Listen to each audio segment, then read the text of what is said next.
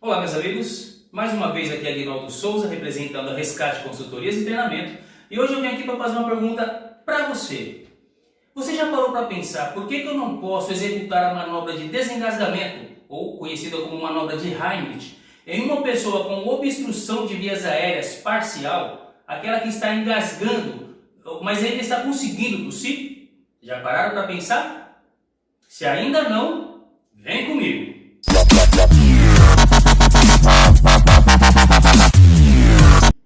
Ok, então vamos lá, pessoal. Para poder responder essa pergunta para vocês, primeiro é necessário que a gente tenha um mínimo de conhecimento da anatomia do sistema respiratório, principalmente a parte da capacidade pulmonar. Então nós vamos falar um pouquinho a respeito dessa capacidade para que a gente possa entender o porquê de não poder fazer essa manobra de desengasgamento quando a vítima ainda está tossindo, ok? Pessoal, uma coisa que eu sempre friso, você não precisa apenas saber o que deve ser feito. Nós precisamos entender o porquê de ser feito. Beleza? Porque quando a gente passa a entender os porquês, a gente começa a entender realmente tudo que está envolvido em qualquer procedimento. E a gente consegue dar então um atendimento de excelência. Beleza? Então vamos falar um pouquinho a respeito da capacidade pulmonar. Eu fiz aqui um desenho para que vocês possam entender melhor. Nesse desenho nós vamos falar sobre alguns pontos, sobre volume corrente de ar, volume de reserva inspiratório, volume de reserva expiratório, volume de reserva residual e o volume máximo. Cada um deles, eles indicam a capacidade vital, a capacidade total e a capacidade residual funcional. Então nós vamos falar um pouquinho a respeito de cada um deles. Vamos começar por conhecer o sistema respiratório, parte dele pelo menos, beleza?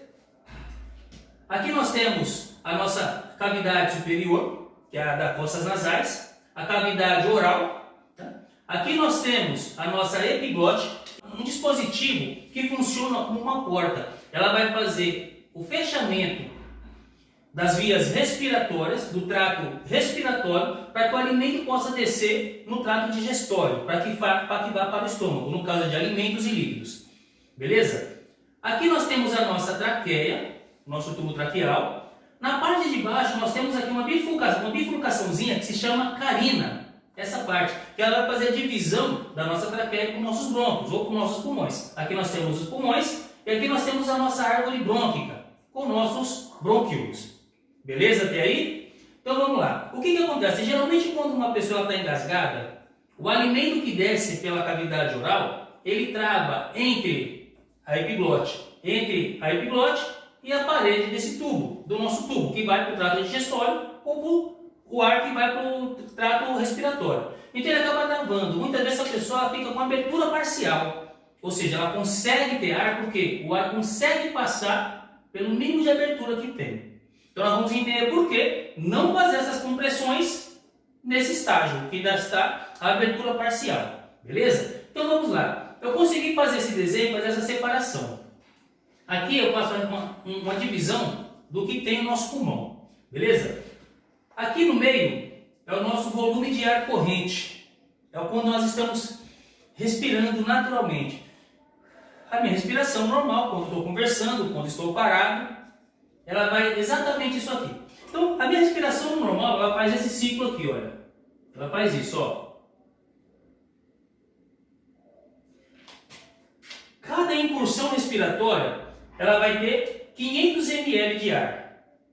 Quando eu puxo o ar, eu estou tratando do meu volume de reserva inspiratório. Quando eu faço essa puxada no ar, ele vai lá em cima, ele faz isso aqui, ó. Ele faz isso aqui. Beleza? Quando eu faço, ele faz esse gráfico aqui.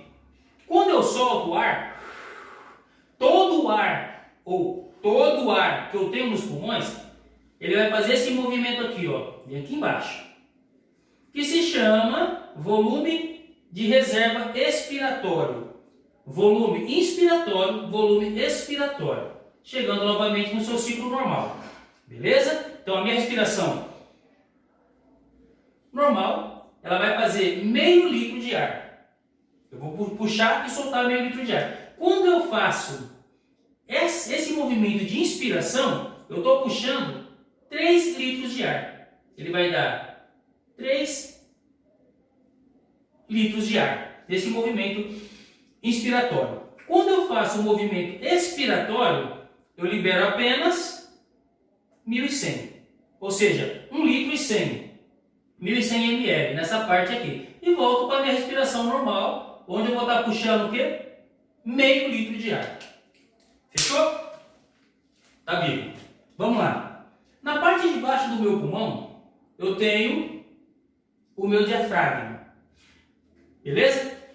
Eu tenho essa parte que eu fiz circular, que está traçadinha. O que ela significa? Ela indica o meu volume residual, que eu tenho uma capacidade de ar guardada de 1,2 litro ou 1.200 ml de ar. Esse ar eu não consigo soltar. Se vocês fizerem esse movimento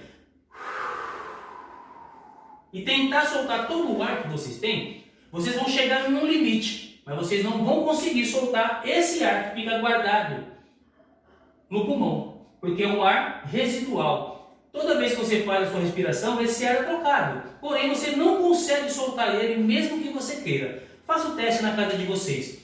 Tente soltar todo o ar.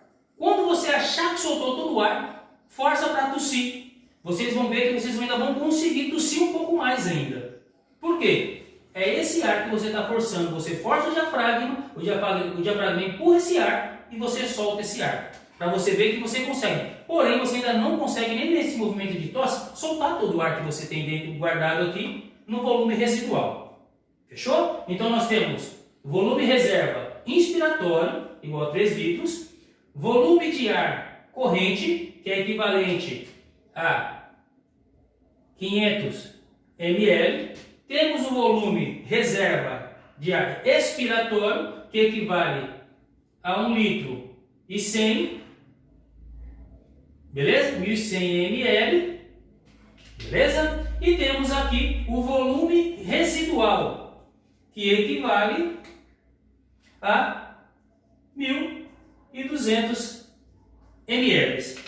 Somando um total, ele vai dar o volume total, que é o volume máximo da nossa capacidade pulmonar, de 5 litros e 800. Aproximadamente 5 litros e 800 de ar, que é o que nós puxamos no corpo. Beleza?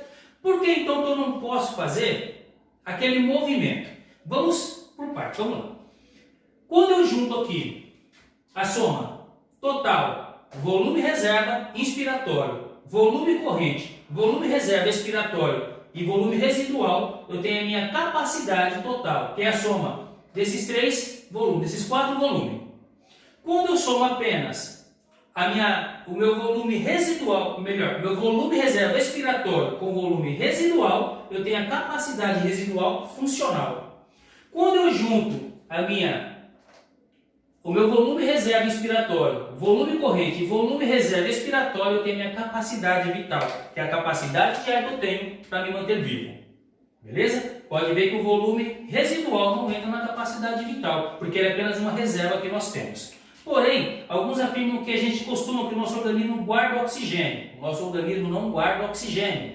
Beleza? Porque esse volume ele é trocado constantemente. Se a pessoa para de respirar, o meu próprio pulmão, as células do pulmão, consomem o oxigênio que contém esse volume. Então, o nosso organismo não guarda oxigênio. Ele guarda uma reserva de ar, porque ele está sempre em constante troca. Se ele parar de respirar, a própria célula do pulmão consome esse oxigênio. Fechou até aí? Agora, por que eu não posso fazer a manobra de compressão abdominal, a famosa manobra de desengasgamento de Heimlich, quando essa vítima está com obstrução parcial? Porque essa vítima ela está respirando. Se ela respira, indica que entra ar e sai ar. Ela está tossindo. Entra ar, sai ar. Com o mínimo espaço que ela tenha quando é feita aqui a obstrução por um corpo estranho. O mínimo de ar que entra, é possível fazer essa troca gasosa por menos que seja necessário para o organismo, mas ainda está fazendo.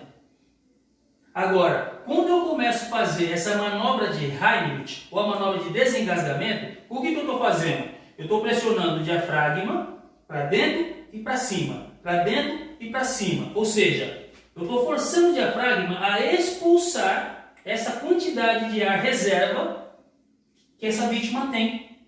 Todo o ar guardado eu estou expulsando de forma proposital. Se essa vítima vir a ter um engasgamento total, uma obstrução total, aquele ar que seria necessário para fazer as manobras para empurrar esse objeto, eu gastei nessa manobra. Então, apenas estarei expulsando o ar reserva, que era o suficiente para salvar a vida dessa vítima. Por isso que quando a vítima está tossindo, eu ordeno que ela tussa mais. Eu incentivo ela a tossir. Tosse, companheiro. Tosse. Força para tossir. A partir do momento que ele fez a elevação das mãos no sinal universal de engasgo e não respira mais, eu efetuo essa manobra, forçando o diafragma a empurrar os pulmões para que esse ar suba e empurre para fora. Percebeu por que não se pode fazer a manobra de desengasgamento com a vítima ainda tossindo? Apenas se essa vítima tiver uma obstrução total, nós efetuamos essa manobra. Beleza? Conseguiu entender? Qualquer dúvida, deixe nos comentários. E nós estaremos fazendo um novo vídeo de acordo com a sua dúvida, para explicar melhor para vocês. Beleza? Mais uma vez, Aguinaldo Souza, representando o canal Rescate Consultores de Treinamento. E se gostou do conteúdo, deixe o joinha, compartilhe com outras pessoas, deixe seu comentário para ajudar o canal a crescer, para que outras pessoas possam ter acesso a essa informação que salva vidas. Ou, se feito da maneira errada, pode fazer com que perca uma vida. Compartilhe com outras pessoas, manda para aquela pessoa que você acha que precisaria saber disso. Beleza? Mais uma vez, um abraço a todos. Deixe um comentário se você tem algum assunto específico que você gostaria no próximo vídeo. Beleza?